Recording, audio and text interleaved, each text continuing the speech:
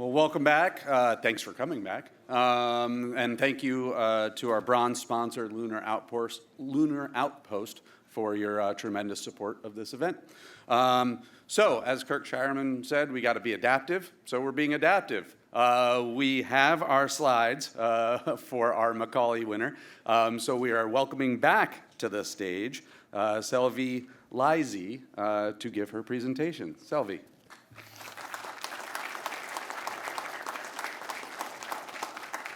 Hi all, most of you guys have already met me, but my name is Celvi and I'm a PhD student at MIT in the Department of Aeronautics and Astronautics. And today I'm going to be talking about the effect of the solar cycle on satellite orbital lifetime and what this means for orbital debris policy.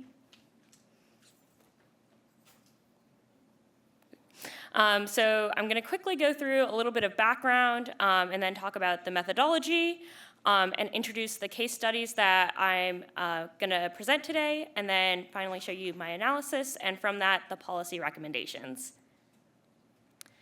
So for a little bit of background, as I was stalling up here earlier about, the 5-year rule is a new rule adopted by the FCC for space operators in LEO to perform uncontrolled reentry. Before this rule, the only existing orbital debris recommendation regarding orbital lifetime was a 25-year benchmark that was often criticized for failing to account for the growth of the commercial space industry, and also criticized for inadequately addressing long-term threats to debris generation, specifically like the congestion in the 600 to 650 kilometer range.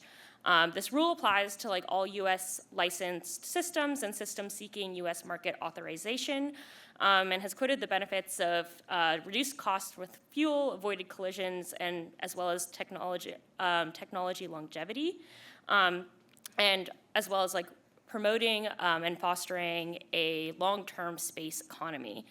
However, there's a couple parts of this rule that still have faced criticism, especially as additional requirements for large constellations still need to be reviewed. And the other piece of background information that I'm sure all of you guys know about is the solar cycle, which is an 11-year cycle in which there's a maximum where there's a lot of solar radiation coming towards the Earth's atmosphere, and a minimum where there's less. And during this cycle, at a maximum, the Earth's atmosphere expands and heat because of heating, and this pushes higher density regions into lower density regions where satellites normally orbit, which increases the drag force on them. So as part of this work, I used NASA's debris assessment software to calculate orbital lifetimes for different mission configurations across different deployment years. As you can see on the right, this is a typical figure of what an output from DAS looks like, and reentry was defined as 78 kilometers by DAS's software. I determined the case studies that I wanted to use by looking at the median statistics from the FCC's filings to the experimental licensing system between 2009 to 2023. And identified a couple key altitudes around 400 kilometers, which is a pretty typical ISS deployment, 500 kilometers and 600 plus kilometers, which is a sun-synchronous orbit, and found a range of area to mass ratios between 0.002 to 0.03 meters squared per kilogram, but found most typical area to mass ratios to be around 0.014. Through this, I wanted to investigate the effect of area to mass, the effect of the solar cycle on a range of area to mass ratios as well as altitudes. And the results of the area to mass ratio are here. So we can see that through different deployment years of that span from solar minimum of 2019 to solar maximum of around 2023 to 2025, we see that the most variation exists kind of at the lower area to mass ratios, and as you get larger area to mass ratios, obviously the orbital lifetime decreases, and therefore the variation depending on deployment year is smaller.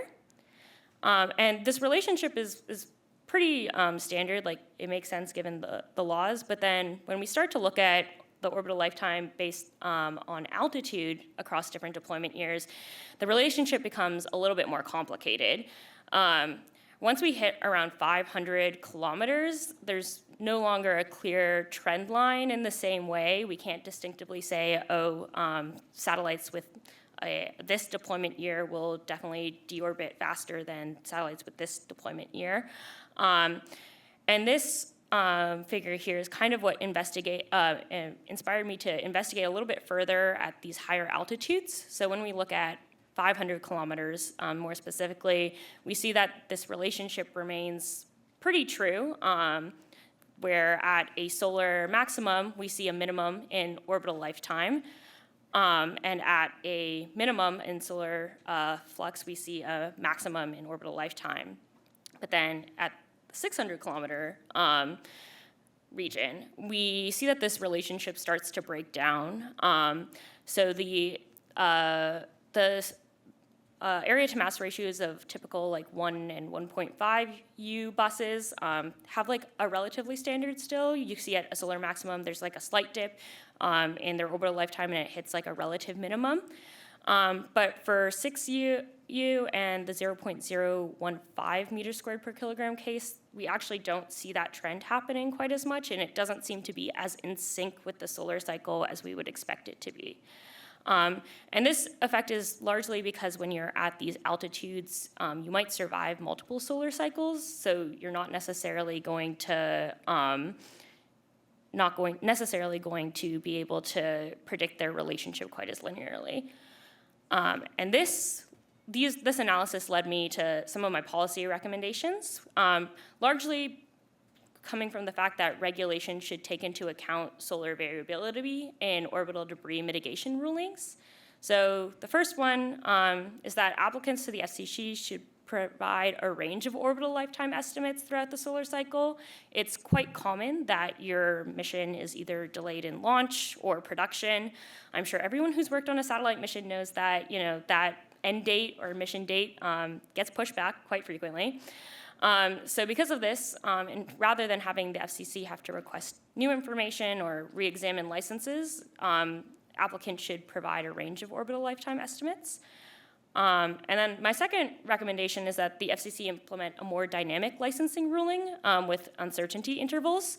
I think a hard 5-year guideline doesn't necessarily make sense, especially if you have a bunch of systems that are going to decay around solar maximum. You know that those systems are going to get out of there faster, but towards solar minimum, you might have more congestion.